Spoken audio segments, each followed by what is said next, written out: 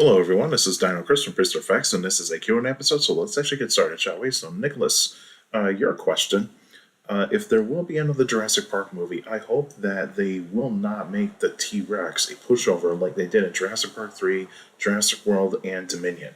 Do you agree with me?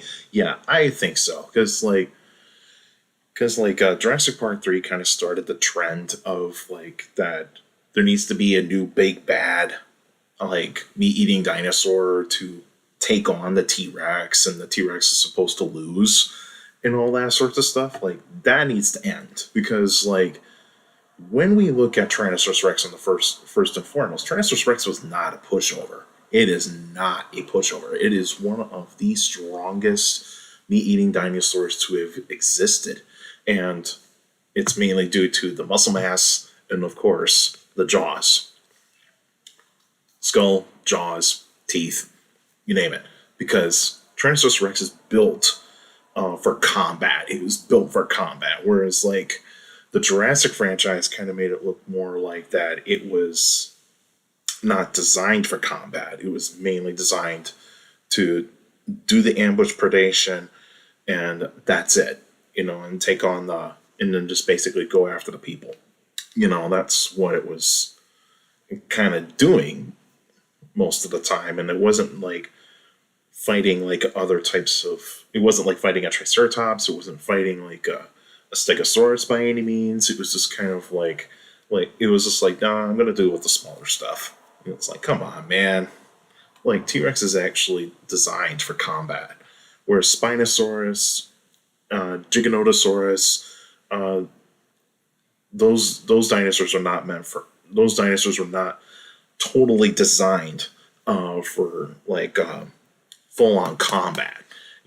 Like, they can do combat. It's just that they just rather not like go in full throttle to actually like take on something.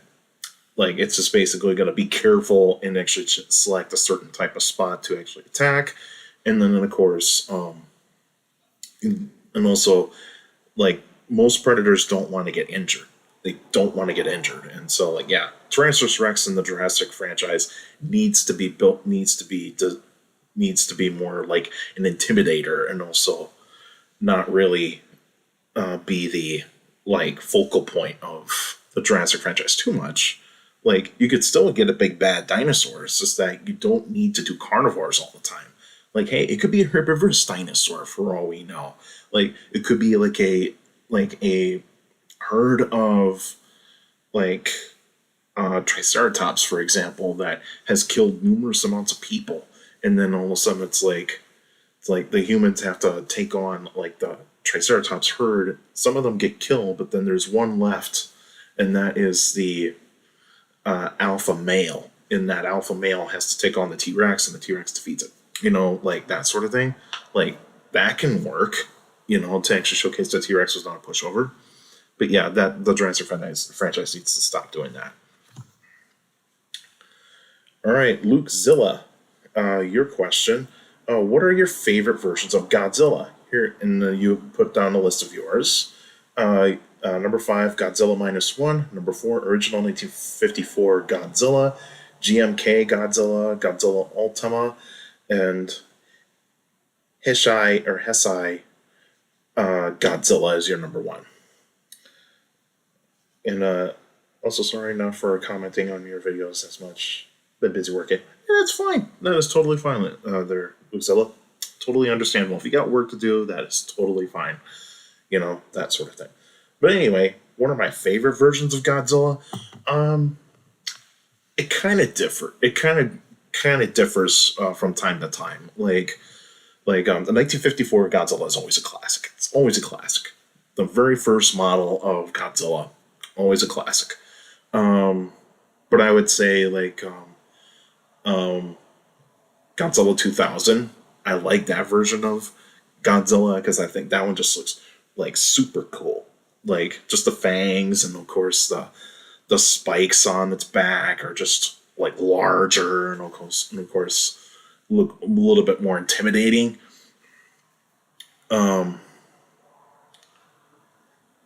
I like the the design of Godzilla that was supposed to be the American version of Godzilla back in 1994. I like that. If you want to look up American Godzilla 1994, look that up because the designs of like Godzilla and then even some of the other kaiju's look so cool and so very well inspired by the Japanese versions. It just looks so good until they redesigned it to be more of like say a dinosaur than say a actual like Godzilla type of monster, you know.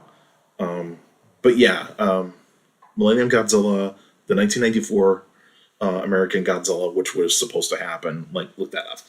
Um, Godzilla minus one. That one's actually really, really good. The Legendary Pictures Godzilla, it's like it's okay in certain ways. It's really big. I mean, I'll give points for that it's really big, and it gets stronger almost every single time. Like it gets like power ups like that. I don't mind. Um,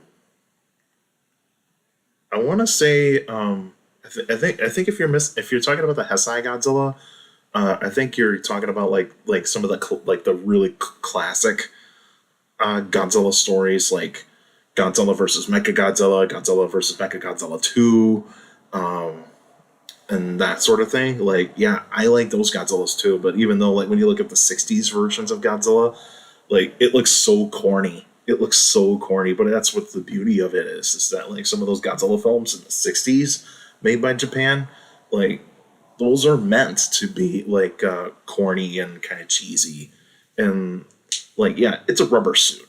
It's a rubber suit. Like we all know that, but like since like now that we actually have like modern technology in terms of like CGI, we can make a CGI Godzilla and even use like models to actually showcase like what the animal's going to look like, and they scan it and they put it in the computer to actually make it look a little bit more lifelike and very like big and have a really cool design. Shin Godzilla, don't forget about Shin Godzilla. Shin Godzilla is actually really, really cool.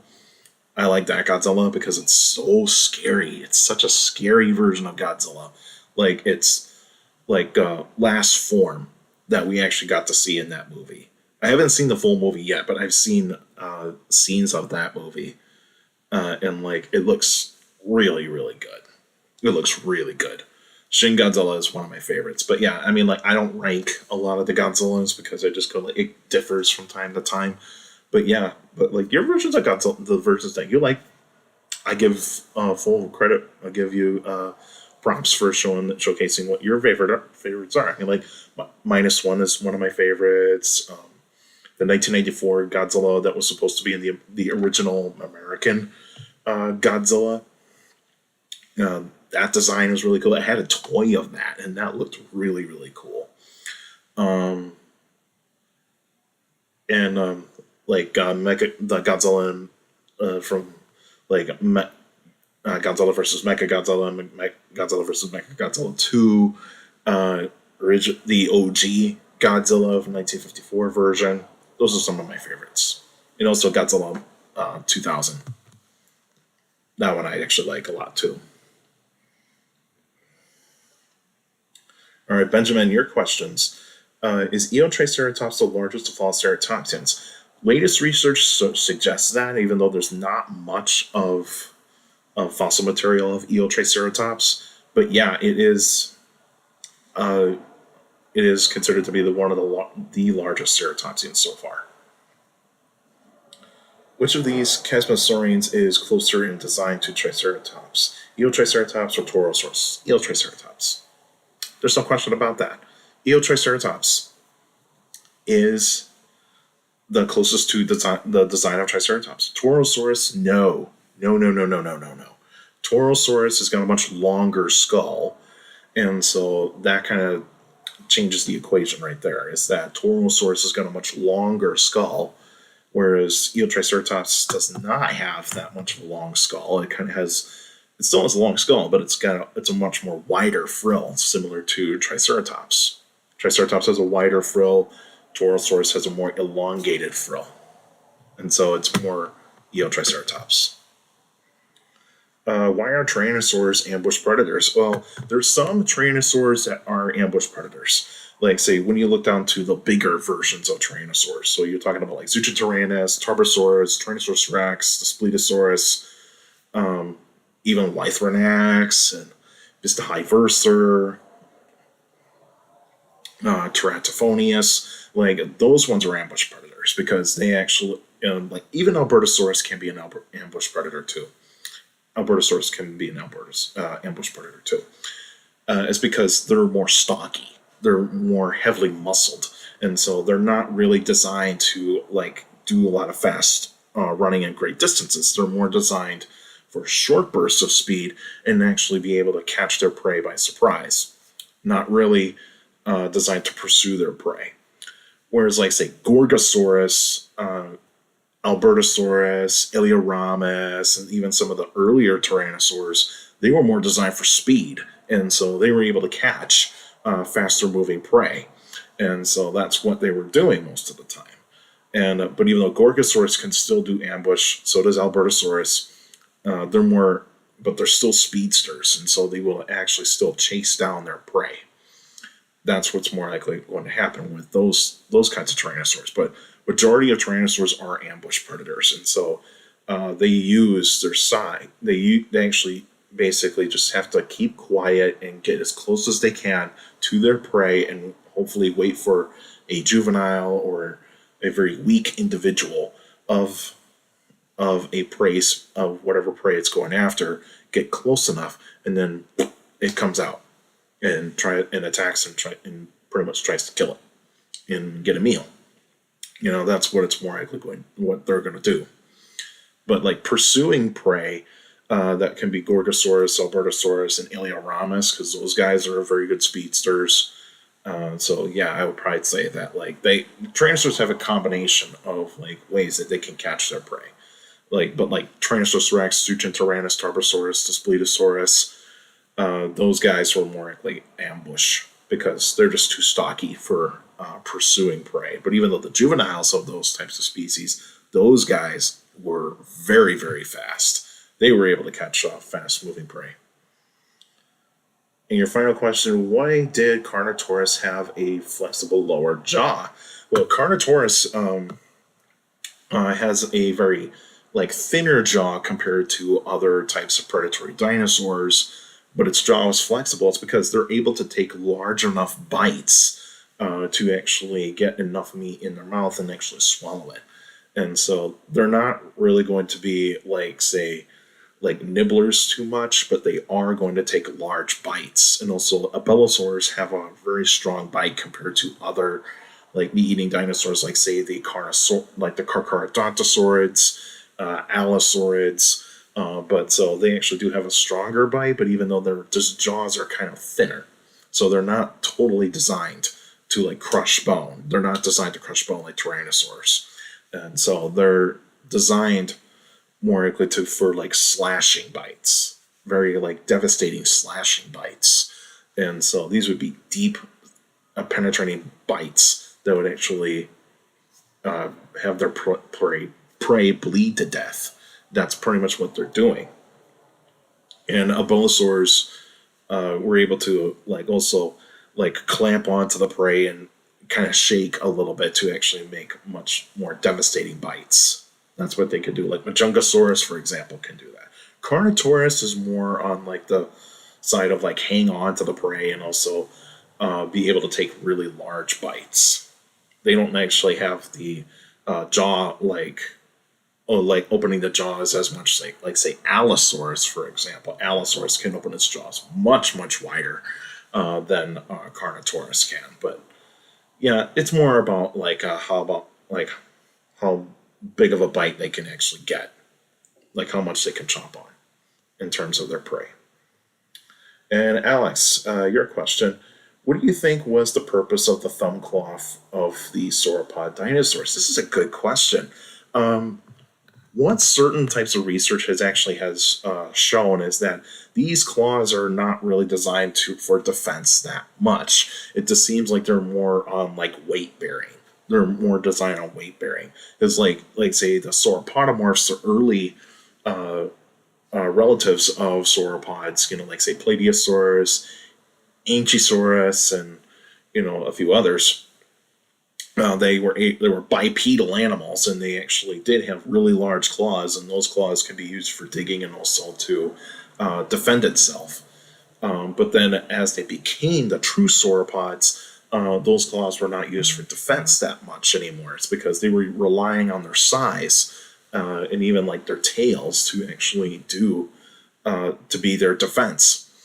And so, what was the purpose of those stun claws? And it's more likely on weight bearing, because when you are a large animal and you're a quadruped and you're like a multi-ton animal, you need a good amount of support, especially for like in the front limbs.